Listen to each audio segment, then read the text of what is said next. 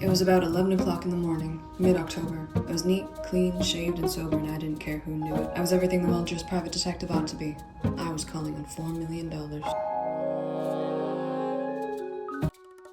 Svi, detective. No, wait. We're kind of in a new era. Are we?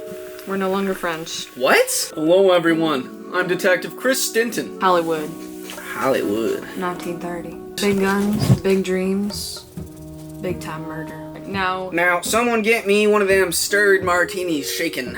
Yeah, give me one. Not too. stirred. We tried to do a Christmas special, y'all. Okay. It's been that long. We thought it would be fun to up the antics, up the stakes a little bit, and have some of our own martinis while we're filming, and the end result was, Banks. These are the mummified remains. God! I spent Christmas Eve, which was the day after, went to my girlfriend's mom's house. I spent the entire day just... Don't drink and crime, okay? We're here to introduce you to The Big Sleep, which is set in West Hollywood. West Hollywood, I'm gonna keep on dancing. Follow Detective Marlowe. So we already have our detective figure. This is written so goddamn well. Our man Marlowe is going to this rich, elderly man's estate because he has a job. He's on a new case. Who is this man, you might ask? Guy Sternwood is our guy. But he is uber rich. He's also dying.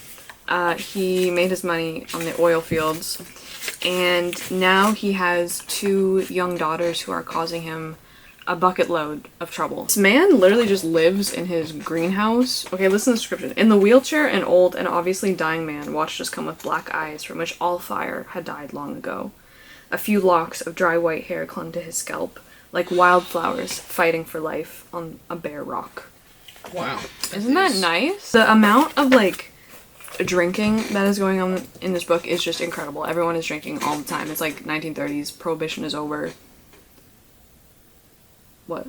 Shall we take a shot every single time they mention a drink? Dead. Everyone is just living off of alcohol and cigarettes. Like, it's honestly just a joy to read. Guy is being blackmailed. This is not something that is new to him. He's been blackmailed previously. Who's Guy? Oh my god. Oh! Do you want to hold this? Sure. 9 to 10 months before the book begins, our guy has already paid $5,000. He's been extorted $5,000 to this man called Joe Brody. Never trust a man who has 2 first names. Where did you get these pictures of all these men? Stuff we have around the house. So we only have a hunk cookbook. Hunks of all ages share their favorite food. Baked spare ribs. Ron's wontons. In the present day, our guy gets another letter from someone else named Arthur Geiger. So Arthur is asking installments of $1,000 to be paid to him so that he will keep quiet about Guy's daughter, Carmen. Joe Brody was also paid $5,000 to basically leave Carmen alone because I think he wanted to marry her. What is going on with Carmen? What is he keeping quiet about? Apparently he has, like, blackmail material. Oh, blackmail material. Carmen. Okay. Now, he has another daughter named Vivian, who we'll get to in a second, but this Mr. Arthur, it says that he works at Rare Books. And deluxe editions. And deluxe editions. Rare Books. It's smut, people. He's running a smutty bookstore. Oh, those illegal smut shops, look at ya. Oh, let's talk about Vivian. Unlike what this poster would have you believe, Vivian does not have diabetic retinopathy. What? Vivian has already been married, but her husband is no longer in the picture. He has dipped. Did she kill him? No. Oh, okay. Well, we don't know where he is. We don't know where he is. His name is Rusty Reagan. Did he play tennis by chance, you think? No, I don't think he plays tennis. He's in the IRA. He was a member of the IRA. Oh, he made that hooch. Or transported that hooch. That is the intro. Basically, what's-his-face Guy is asking our detective Marlowe for advice on what to do about the extortion, and Marlowe is basically like, yo, I think you should just pay this Arthur guy, but in the meantime, I'm gonna pay him a visit. Waddle on down to the, he puts it, the lending library of elaborate smut. Smut shop. Arthur's bookshop. Yep. Arthur's bookshop. He gets a book larded with full-page arty photographs. Photos and letterpress were alike of an indescribable filth. Crazy. The book was not new. Dates were stamped on the front end paper. It was a rental book. Those pages were sticking together. Okay, so not just a bookshop, it's a library. We jumped from page 25 to 32 somehow. He figures out that he's running this bookshop out of his bookshop, and so he follows Arthur home because he has like a front where he's like, oh, I sell rare books and deluxe editions. Meanwhile, man, and in the back he gets out of the car. He sees that there's another car there. Who does the car belong to? Guy. No. Carmen. Well, yes. Ding ding ding. All of a sudden he hears a scream. He sees a bolt of lightning, like a big flash of white light come from within the house. And he also hears, I think, like 3 gunshots. What was that flash of white? Camera. Wow. Wow. You're piecing it together. I'm quick on my feet. He runs inside. This is what he sees. Arthur, dead, on the ground, on his back. Bullets in his... sternum? Yeah, it would be in his sternum. Good, nice. He also sees a man, or a figure, fleeing out the back door. Wait, did Arthur own the smut shop? Yes. That's our bookman. Where is he? Oh, we haven't unleashed him! Unleash the smut man! Yep, he looks like he connoisseurs smut. He's drinking a Perrier and eating cherry pie and a sandwich. In the bathtub. Who even likes cherry pie? Who likes Perrier? Okay, so he runs in. He sees Arthur. He also smells the sickish aroma of ether. And laudanum. You know, the shit they would use to make you unconscious back then. He also sees a camera set up right in front of Arthur's body. And across from the camera, there is a chair, and someone is sitting in that damn chair naked. Who is it? Caught in 4K, dude. Wait, he's not dead in the chair? No, Carmen is in the chair, alive. Oh, Carmen's in the chair. Oh. Yeah, she had her picture taken. Totally drugged out of her mind. Doesn't really know what's going on. Oh, okay. And someone has run away with the negatives in the camera. So okay. He's stolen the picture. Our detective is like, yo, Carmen, you're not good. So he takes her home, and then he comes back to the crime scene, and the body's Arthur gone? is gone. Why would a policeman leave the crime scene without, He's following? He's not a policeman. I thought he was a detective. No, he's a private detective. You didn't tell me he was a Magnum PI. Let me go get my Hawaiian shirt. What's a Magnum PI? You don't know Magnum PI? Does he like Detective He's Gadget? Detective Gadget? No, he's like, what's up, ladies? Magnum PI on the scene.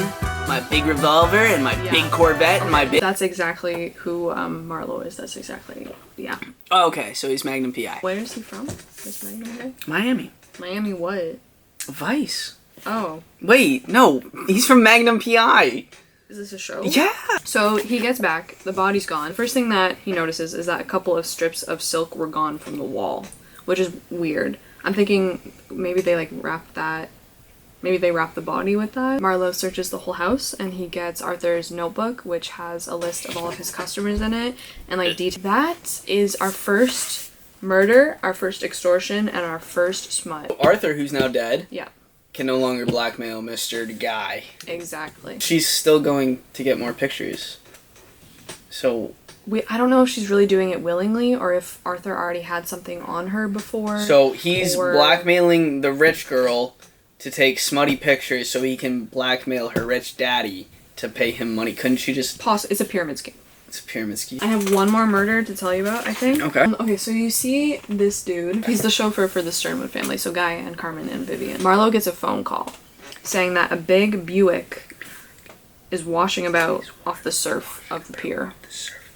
Hello. Hello, bring. Hi, did you know that a big Buick belonging to the Sternwoods is washing about in the surf off the fish pier? Is there anyone driving it?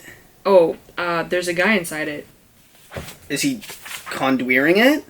No, he's dead. Oh, Dude, that's it's in problematic. the fucking ocean. You said driving about. I said it's washing about in the surf of the pier. Oh. You think it's still driving? Is there any empty alcohol bottles? No. Oh. Is there something else in there with him or just like the car? No, he has a big thwack and a bruise on the left side of his head. So you opened the car already? Oh, yeah, we opened the car. I'm in the car now with him. Do you want to talk to him? Hello? Hello? No, sorry, he doesn't feel like talking right now. Or doing anything. Did a cop open the door? Who opened the door? Oh, okay. 9:30 to 10 p.m. was when the car went off, was when the Buick went off. This poor Buick. Wait, how did we date that? How did we time that? We have we have evidence of rain. we have proof this Buick drove drove after the rain. Source, just trust me. Source, trust me, bro. Broken neck was the cause of death. The blow on his head that he received came from something that was like covered. Does that mean like it was a blunt object that was like covered with something? I don't really know what that means. I guess. And it had already bled subcutaneously while he was still alive. So someone was in the car, smacked him, and then like rolled out the window while he's like driving. Like it's a huge straight pier. You ever watch The Fast and the Furious? No, I don't. I'm sorry, I don't. The Young and the Restless? I don't think I've ever watched a single film. You ever watched The Young and the Restless? Yeah. You just ate so much mustache. I'm not aware of how much Young and the Restless I watched, but I think it was like a good amount. Literally don't remember a single scene. I had to search it out the other day. I was like, what did the show even look like? I could remember like... I remember colors. Man in the car is Owen, the chauffeur. He chauffeured himself out. Why? Because I'm assuming he would have seen the man that ran out of Arthur's. We actually find out from Vivian that Owen was also involved with Carmen. Owen was actually in love with Carmen and wanted to marry her. Look, if I had one wish, I would have never effed around. Because karma's a... I should have known better. Marlo goes back to the smut shop and he sees that all of the books are being shipped out the back of the shop. Okay. And they're being transported, like a little library on the go, to someone else's house. Someone else's apartment. Whose apartment? All the books get unloaded into Joe Brody's apartment. Dun dun dun. Why did he take all the book talk books? Tell us. I've seen the bad side of book talk. I'll never be the same. Indescribable filth. Carmen had her naked ass picture taken. Now they're being blackmailed. The man who took that picture, Arthur, is dead. Carmen's chauffeur, Owen, who was in love with her, is also dead. He drove his car off, seemingly all by himself, of his own will, into the pier, but he was murdered before he actually ever hit the water. By whom? We don't know. Joe Brody has now taken all of Arthur's stock. Now I'm gonna introduce to you a new character, Eddie Mars. Let's give it up for Eddie Mars. Eddie runs kind of a lot of stuff, I guess. He's a jack of all trades. He's doing it all. He runs a nightclub, like a gambling nightclub that Vivian, Guy Sternwood's daughter, likes to frequent. So Eddie did have a wife. That is, until his wife ran off with Rusty Reagan. Oh my goodness, Mr. Polo. I literally forgot he existed. What's his relation to all of this? We don't know. He was Vivian's husband. Now we learn that not only is he missing, he's actually run off with Eddie's wife. Wait, so Vivian was his husband? Vivian was his wife, yeah. And he ran off with this guy's wife? Yep. They didn't get a divorce? Nope. He just took her and ran? Pretty sure. Weird. I know. Rich people do weird things. Little dodgy. Vivian said that Rusty was no crook. If he had been, it wouldn't have been for nickels. He carried $15,000 in bills. So Vivian doesn't think that Rusty's in on like the blackmail because he has his own cash. We're almost at the part where like you're gonna tell us what you read, which I hope you remember. So the next day, Marlo goes back to Arthur's house. After it's been all cleaned up. Yeah, to look for more clues. Okay. Who does he find there? Geiger. Carmen. Oh. She's back. Marlo is like, yo, like, who killed Arthur? Like, you were sitting right there. Right there. Should have seen it. What did you see? She says, it was Joe. And she says, I hate Joe. She doesn't like Joe. Joe got paid $5,000 to dump her. Well, Carmen and Marlo are in Arthur's house yapping. A knock on the door. Joe Smo! No, it's Eddie. Skip it! If you want to pick lead out of your belly, get in my way. Well, a tough guy. Just who the hell are you, soldier? Marlo is the name. I'm a sleuth. Never heard of ya. Convenient the door being open when you didn't have a key. Yes. How come you had a key? Is that any of your business? I could make it my business. And I could make your business my business. And I could make you making my business your business my I own this house. What do you think of that? Look. Somebody gunned Arthur. Poor Arthur was running a cult making blood sacrifices. Perhaps you spared him a little, seeing as he was your tenant, ignoring his racket. And what racket would that be? The smut book racket. Support your local library. Library's moved house. Someone else is lending these days.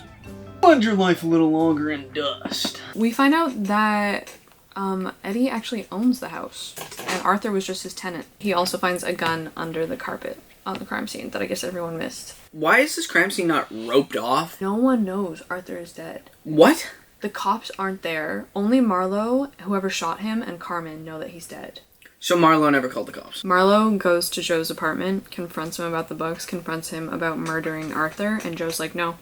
Wasn't me. He admits that he has the photo that was in the camera from that night, but he says that he didn't murder Arthur. So then he must have seen who murdered Arthur, because where did those negatives go? Remember, there was one more person at the crime scene. Eddie. No. Marlo. No. Candace. No. Carmen. No. Arthur. No. Who? Owen! Owen was also there. So Weird. Joe was like, no, Carmen's lying. Owen actually ran in, saw what was going on because he loves Carmen. He shot Arthur, took the photo, ran, and then How did Joe Smo get you? Joe admits that he ran after Owen. Okay. Grabbed the photo, and then they started like going at Tussling. it. And then eventually Owen gets in his car and drives off. Detective, what the hell is your name? Detective Chris Stinson. You want your notes? Yeah. I can't even read this. Boy swims ear. Someone tells boy to unlock the door. Boy has key. This is like caveman speak. I need Or to not. reread this. Hold up. Basically what happened is some guy Shows up. shows up Marlo. outside of Geiger's house. Give you guys like a good visual representation. I'm gonna play Marlo. Okay? I don't know why I'm back at Arthur Geiger's house, but I am. And down the block I see some kid pulling up. He's pulling up. Oh! He parked right outside of Geiger's house. Right outside of Arthur's house. Kid? No, wait, I forgot to tell you. Did you already read this? I forgot to tell you that that kid just murdered Joe. Joe's dead. He reaches through the door, shoots Joe.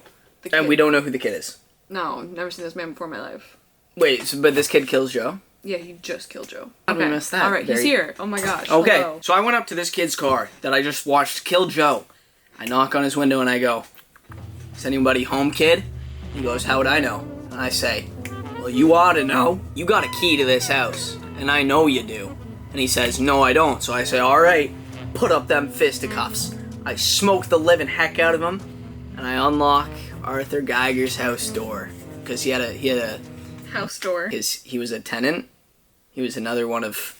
Oh, he lived there. He was like his roommate. He was another one of Eddie Mars's tenants. He lived in Arthur's house? Yeah, he lived in Arthur's house. Okay. As we walk into this house, we see Arthur still laying on the couch where he was shot. He's back? Yeah. Ben, his body was shot, taken away. And now you're telling me he's back? On the couch. Chillin'. Hold up. Lay on the bed. The two missing strips of Chinese tapestry laid across him. So we found him in his bedroom. Okay. So they just moved his body. And then I go, "Hey, bud, you admit to shooting Joe Brody?" He just told me to go for myself. So Okay, that we didn't really help. literally watched him shoot Joe Brody. Yeah. That's crazy. So I guess he just doesn't want to talk about it. Okay, so we know who killed Arthur. Yeah, so And it was we know definitely Owen. Who killed Joe. Yeah, it was this Lundgren kid. So what are we solving? Okay, so then mystery solved. Bonjour, mes confidants. Detective Reno is here to straighten things out. You know last night how we were like, oh, someone is doing our job for us. Like, these murders are getting wrapped up. And we're like, Hello, Bo. what's going on? Yeah, no. I think we're about to make the world's biggest, like, you know, crazy conspiracy connecting the dots map. First death, Arthur. Dead. He was Puyu. Shot by Owen, who is also dead. Okay, Sucks. Joe Brody robbed Owen of the Scandi pictures he had of Carmen, and now Joe Brody is also dead. Joe Brody was shot by Arthur's lover, who was this guy named Carol. Yes. Yes. Yes. Was he? Yes. 100%. Yes. Okay. I don't think you're ready for this. All right. Okay. Oh god, do you want to hold this for a hot second? I don't know if you guys remember this guy, Rusty Reagan. Throughout The Big Sleep, Rusty Reagan has been mentioned a trillion times. He's never there. He's never been on the page. He's always been behind the scenes. And every single person that we come across in the Big Sleep asks our detective Marlo, are you looking for Reagan? Have you found Reagan? Are you on the hunt for him? Do you need help with that? And Marlo is always like, no, like that's not my job. His job was just to stop the blackmail. Obviously, there's something going on with Reagan. Didn't Joe already blackmail? Yeah, oh, so he's a double perpetrator. But then he got taken out by Carol. Yeah. Wait, why did Carol even shoot Joe? Carol thought that Joe shot Arthur. Obviously put Reagan in the middle of this. I'm gonna put the two daughters of Guy Sternwood in the middle because right now they are so freaking sus to me. Arthur was also in a relationship with a man in his house. They lived together, I think, which was Carol. His roommate. Arthur was blackmailing the Sternwood family for the photos he had on Carmen. That wasn't it. That was just like the tip of the iceberg. There was also something else. Arthur is the first person that threatens if the Sternwood family doesn't give him the money, he is gonna be like landing Carmen in jail. Oh. So there's something else. What did Carmen do? We don't know. I think there's something bigger going on here. There's something else going on than just the photos. Joe Brody is really just like a petty criminal. Like he's not big business. He doesn't mean big brass. Was also blackmailing the Sternwoods. Stole the smut store. He stole the whole smut store. He stole the whole store. Then I'm gonna put our friend Eddie. Who Reagan stole Eddie's wife. Exactly. Eddie Mars, like big time criminal. Think like Al Capone, that gangster from The Simpsons. So Eddie Mars owns a nightclub. Vivian is always at the club. We know that Reagan ran off with Eddie's wife. Also, the whole book, Carmen has basically just been throwing herself at our detective Marlo, and he just keeps rejecting her and rejecting her. The same is honestly also true of Vivian, although the two sisters are pretty different. Carmen is just like this young, cruel like the line about her is that she likes to just pick the wings off of butterflies for fun. So she just kind of like blindly enjoys cruelty, whereas Vivian is much more like smart, exacting, and like ruthless is how she's described. Oh. But they're both trying to always like corner Marlo, be alone with him, throw themselves at him, and I can't tell if that's just like, oh, the 1930s, that's how we're gonna write these two sisters, or if there's actually something more sinister going on and they're trying to get Marlo alone all the time and vulnerable. I don't know. I can't tell. I'm not familiar with Raymond Chandler. We do find out more about Reagan and Eddie's wife, whose name is Mona. Reagan and Mona disappeared about a month ago, and the whole reason that like I think everyone is asking about them is because Guy was so attached to Reagan. Like Reagan would sit with him and keep him company, and he's kind of just like dying, and so I think that was really important to him. And now that Reagan isn't there, I mean, he obviously like complained to Marlo about it, and while he didn't explicitly ask Marlo to hunt down Reagan, I think he wants to know that Reagan isn't involved in this whole blackmail shenanigan. Like he just kind of wants to know that he was his friend, if that makes sense. So Marlo actually goes to the missing persons office, and he finds out that yeah, someone, the Sternwood family, actually did start a missing persons report on Reagan. The only important thing about the whole missing persons investigation is that it was the chauffeur's day off and nobody saw Reagan take his car out from the Sternwood manor. And then we found the car 4 days later in a garage belonging to a ritzy bungalow court place, and that ritzy place is Mona's apartment. It appears for all intents and purposes that Reagan and Mona made off in Mona's car. He goes to Eddie's nightclub. He finds Vivian there betting like literally all of her money, like $15,000 that she has that night on what's that game? Roulette. Yeah, roulette. Yeah, the spinning one. Yeah. And she says, one more play, Eddie. Everything I have on the red. I like red. It's the color of blood. That's a little weird. That's a weird thing to say. Mona and Reagan ran off in Mona's car, and Mona has now disguised herself. That's what they want us to believe. I was telling you she likes the color red because it's like blood. And that reminded me that the first time that Marlo and her meet, she's like, oh, you're so rude. I ought to throw a Buick at you. Owen died in a Buick. Exactly. So I just feel like Owen found out the big secret that I feel like there's a big secret behind the door, and we're not being really let in through the door. Are you buying what I'm saying? I'm buying what you're selling. Marlo is like Vivian. Like, what does Eddie have on you? What's the tea, dude? Can I ask you first? Do we think like Rusty Reagan is actually alive? Do we think this guy's alive? I mean, Or do you think he's the big dead? Do you think he's the big sleeper? He's missing, but so is Eddie's wife. What if they're both dead? I just want to tell you about Eddie's wife. What? Oh, actually, you know what? I think I just cracked it. Vivian and Eddie love each other, so they killed Reagan and Mona and staged it to look like they ran off with each other. That's like a quick hypotenuse. Then we have, his name is Harry. So Harry works for Joe. Or Joe Brody? Joe. Yeah, Joe Brody. Okay. So Harry's just kind of another like small pawn. Harry accuses Eddie of killing Reagan. Harry, Joe's guy, gets wind of the Eddie and Vivian thing. Harry's like, yo, if you give me 200 centuries, 200 big ones, what would you say if I knew where Eddie's wife was? Even if she was alone, even if she never ran away with Reagan at all, and was being kept now about 40 miles from LA in a hideout. What on earth in the secret scheme? So, Reagan mysteriously disappeared after going to Mona's place. And does Reagan even exist? Is he a real person? Is he a real person? It gets even more confusing because we have Harry, who's Joe's guy, but then we also have Mr. Canino. That's my favorite Star Wars planet. We have Canino, who is Eddie's man, and Canino is like kind of like just a frightening assassin. And then we also have Agnes in the smut game. This is the smut team. Smut team. Smut team and big time crime. I'm team smut. Joe and Agnes found Mona one night. They saw her driving around. They just casually saw her. These guys don't like that. When they find this out, Canino, he's going on a little trip. Where's he going? He's going to kill someone. You know why I went to the peeper? I already told you. On account of Joe Brody's girl. She has to blow, and she's shatting on her uppers. Where is this girl, Agnes, at? Nothing doing. You tell me. Here, in the back room. I don't put my girl in the middle for nobody. Does this look like nobody to you? I'm looking. Don't look like anything I didn't see before. Go ahead. See what it gets you. A Chicago overcoat is what it would get you, little man. 28 Court Street. This is the Bond stuff. You'll... You ain't sick from just one drink, are you, pal?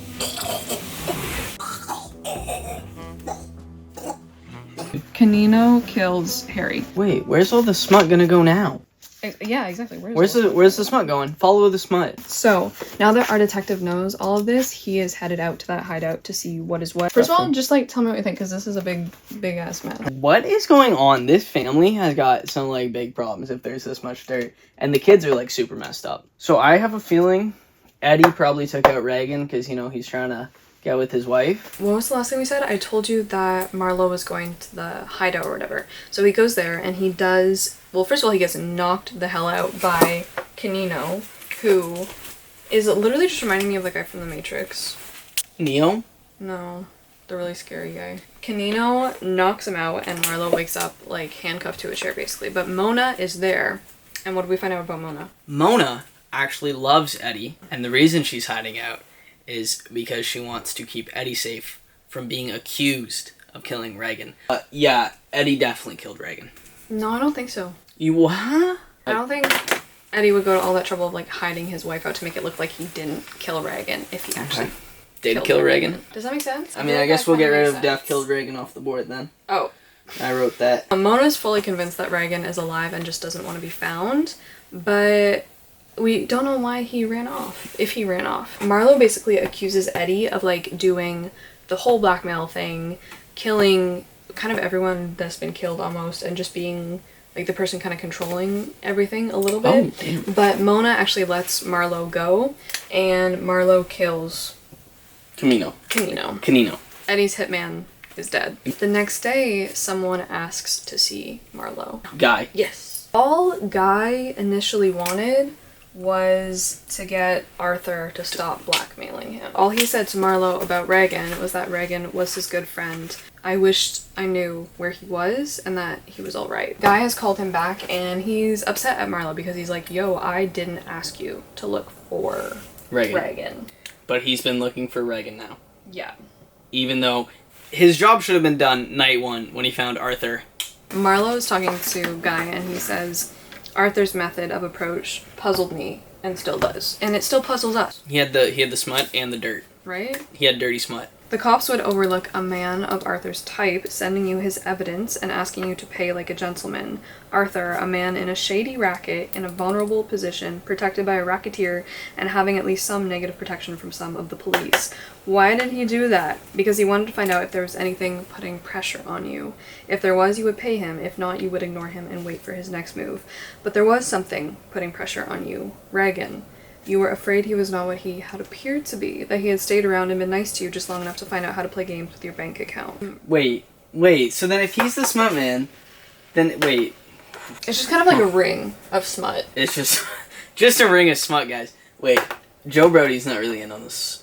Is he friends with Arthur? No. He just takes advantage of the fact that Arthur's dead to become the new librarian of indecent literature. So he's the new sub smut man. Yeah. And his the sub smut man's sub men figure out the big smut man's wife is hiding. And we can't have that. Wait, but then is Eddie okay with Joe being the new sub smut man? Eddie doesn't care because by the time he thinks to care, Joe's been knocked off by Carol. So Eddie was so cares quick. that the sub smut men, Harry and Agnes, know that he's hiding his wife. So this entire book, one of Eddie's businesses, because he has multiple, obviously. He's an entrepreneur. Eddie has gotten rich off, I'm assuming, hooch at some point, gambling, and now smut. However, his smut ring has been almost entirely taken out by Owen and Carol. Like, Eddie's just lost a business. Eddie just lost a business. Literally oh my god, this is why, just say how you feel, guys. Just say how you feel. Guy is mad at Marlo because he's like, I didn't ask you to look for Reagan. And Marlo's like, well, something was putting pressure on you that made you give in to the blackmail from Arthur because it wasn't just the pictures of your daughter. You actually don't care about your daughters. You actually don't care about your money. You actually just care about Reagan. And you don't care about him in a negative way. You care about him like you love him. You like him. You want to be his friend. You want to be around him. And he's too proud to ask Marlo to find him because he calls himself a sentimental old goat. I took a fancy to that boy. So he just couldn't come out and say, yo, I miss this man. Can you find him for me? And then we had all this happen because of that. That was this whole thing. All that happened. And now at the end of their visit together, Guy is like, find him for me, Marlo. Just find him. So, he could have asked earlier. Oh my goodness. Do you know what this is kind of reminding me of? Remember that scene at the opening of The Dark Knight? Where, they're all robbing the bank, mm-hmm. and then they're slowly killing each other one by one? Mm-hmm. Arthur's got dirt. And so Guy is like, alright, Owen. Owen, who also knows too much, kills Arthur and is like, yeah, I did my job. All the clowns kill each other. And then suddenly Guy's the only one left. Just like the Joker was the only one left with the money. Men have friends. What a message, Emma. I am 100% back to the sisters. Okay, I think it literally all comes down to Carmen and Vivian. Carmen is just, frankly frightening. I feel like maybe Carmen just wanted Reagan because every single guy that she meets, she's like, oh, you have to love me, you have to fall in love with me, you have to be strung along by me. But I feel like if Reagan didn't, would she just kill him? Is that too much? I mean, the lines I drew here was that Vivian killed Reagan and Carmen killed Owen. Why would Vivian kill Reagan? That's her husband. I'm confused now. I'm really concerned about our detective because as he's leaving Guy, he sees Carmen sitting alone and he's like, yo, I have your gun. She's like, yo, thank you for the gun. Can you teach me how to shoot it? And Marlo's like, no, we can't do it here. That's illegal. And Carmen's like, wait, I know a spot down by the well. Come with me right now and you can teach me how to shoot a gun. Is Marlo about to hit the dust? Yeah, I think we got our killers. I think it's Carmen and Vivian together. Why did they kill Reagan? I don't know. That's the only thing I don't know. Maybe we don't have reasons. We don't have the... Maybe Carmen and Vivian know that their dad doesn't like them and that he only liked Reagan so much and they didn't want to be left with nothing. So they killed Reagan. They've been trying to hide this whole thing from this their whole father. dirt. Anyway, now Marlo and Carmen are in the freaking car together going down to her secret... I know a spot. She knows the spot. When bro says he knows the spot. Oh boy. I think Vivian killed Owen just because he was aware of the dirt. Maybe Carmen just killed Reagan because, yeah, he wasn't in love with her. And weirdly, the sum that she bet on roulette was $15,000, and we know that Reagan had $15,000 that he carried around on his body at all times. I think Vivian probably killed Reagan. Maybe Carmen had nothing to do with it. Okay, maybe. I think we've put enough theories out there. We kind of got to agree on one here. Who are we arresting? Who are we arresting right now? Who are we arresting? I'm arresting both of them. You're arresting both sisters? I'm going to arrest both of them, but I'm going to arrest Vivian for the murder of Reagan and Owen, and I'm going to arrest Carmen because she's about to kill Marlo. Is our man just about to die on us? I don't know. I think so. I took the gun out and put it in her palm. Really? You're stupid. Magnum PI would never have done that. Don't start shooting until I get back beside you, okay? Wait, what? He went, here's a gun. I'm going to stand right in the line of fire? The gun pointed at my chest. The sound of the gun made a sharp slap without body, a brittle crack in the sunlight. I didn't see any smoke. I stopped again and grinned at her. She fired twice more very quickly. Are they blanks? I rushed her. He knew what she was up to. I was really worried for him there for a second. He's smart cookie. So they're back at the house. He's carrying her back into the house, and Vivian comes in. It all lies together, everything. Arthur and his cute little blackmail tricks, Brody and his pictures, Eddie Mars and his roulette tables, Canino, and the girl Rusty Reagan didn't run away with. It all ties together. I don't know what you're talking about. It's so bad when they say I don't know what you're talking about. Arthur was killed by Owen Taylor. Yep. Where the hell? Arthur and Owen. Who was in love with your silly little sister and didn't like the kind of games Arthur played with her. That didn't mean anything to Eddie. He was playing a deeper game than Arthur knew anything about, or than Brody knew anything about, or anything except you and Eddie and a tough guy named Canino. Your father offered me $1,000 this morning to find Reagan, but I can't do it. Well, I was thinking of the day that Reagan disappeared. Remember when he dragged his car out about a month ago? Yep, he just took his car out, nobody saw him. No one saw him do it. Late in the afternoon, when he took Carmen down there to those old wells to teach her to shoot and put up a can somewhere and told her to pop at it and stood near her while she shot. Okay, that's a lot of assumption. She tries to pull it again. She did the exact same thing to Marlo. She turned the gun and shot him, just the way she tried to shoot me today, and for the same reason. Yeah, see, I think it's that, Reagan didn't want to sleep with her. I think that's what this whole thing was. Wait, seriously? So Carmen killed her? Because that's why Carmen is so angry at Marlo, because he's like, no. Vivian didn't do it? Well, I think Vivian's, covering it up, right? Do I really have to tell you why she shot at me? The night before last when I got home, she was in my apartment. She was in my bed. I threw her out. I guess maybe Reagan did the same thing to her sometimes, but you can't do that to Carmen. Vivian's like, yep, can you take my sister away? Somewhere far away where they can handle her type, where they will keep guns and knives and fancy drinks away from her. So she's just a psychopath? I messed up the solve, guys. Okay, so Reagan's in the fucking well. Reagan's in the well. Outside, the bright gardens had a haunted look, as though small, wild eyes were watching me from behind the bushes, as though the sunshine itself had a mysterious something in its light. I got into my car and drove off down the hill. What did it matter where you lay once you were dead? In a dirty sump or in a marble tower hung on top of a high hill. You were dead. You were sleeping the big sleep. They said it. They said the title. They said the title of the book. Oh my goodness. You just slept the big sleep, not caring about the nastiness of how you died or where you fell. Me, I was part of the nastiness now. Far more part of it than Rusty Reagan was, but the old man didn't have to be. He could lie quiet in his bed, and in a little while he too would be sleeping. The big sleep. I think we kind of correct that in the end. Yeah, you got it more than me. Big sleep. The big sleep. Wow, little convoluted. You really had the motives for Carmen going pretty early there. She really killed him over that? Wait, who killed Owen? Oh, what the? What happened to him? Maybe it was in the fight that Joe and Owen had. Maybe Owen got donked on the head, and as he was driving, he just passed away. I don't know if I really like that ending. I don't like that she's just insane. Yeah. I don't like that they're she's just crazy. I kind of thought this was going someplace a little bit more deep. Interesting. Well, that was that one. That was a big sleep. Hope you guys enjoyed. Thanks for coming out.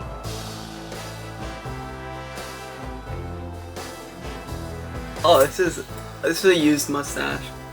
Found it at Goodwill.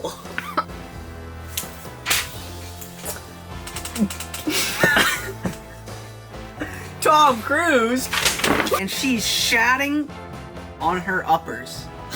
That's my line. I have been sitting here trying to start the video for 15 minutes now, and this man has just been doing accents the whole time. Just the whole time. The whole time. Well, want to speak like you just stepped out of the silver screen? Alright, wait. I fear I may die. For I am from Louisiana. I sat down again and I felt automatically for a cigarette. Alright, guys. So, basically, we'll just get started. I'm dissociating as we speak, right this very second. You'll chokes. Wait. It says you'll chokes, dude. Yeah. What's my line? You say you'll, and then you start choking.